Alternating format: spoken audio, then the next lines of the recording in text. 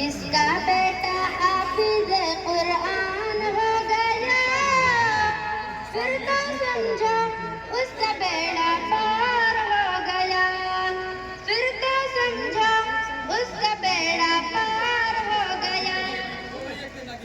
हाफिज का ये हुक्म मिलेगा, पढ़ता जा और चढ़ता जा, अपनी मंजिल की जानिब तू रफ्ता रफ्ता बढ़ता जा। हाफिज का ये हुक्म मिलेगा, पढ़ता जा और चढ़ता जा, अपनी मंजिल की जानिब तू रफ्ता रफ्ता बढ़ता जा। ठहर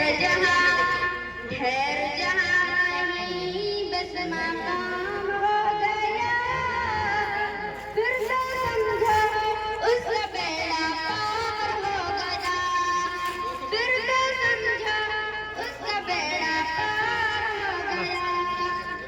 एक हाफिज का रुतबा क्या है, कल को पता चल जाएगा, ऐसा मुनव्वर ताज मिलेगा, सूरज भी शर्माएगा।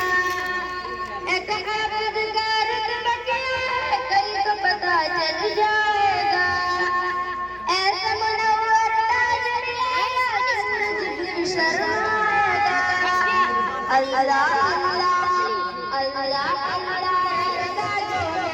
इरफान को लगा सकता है।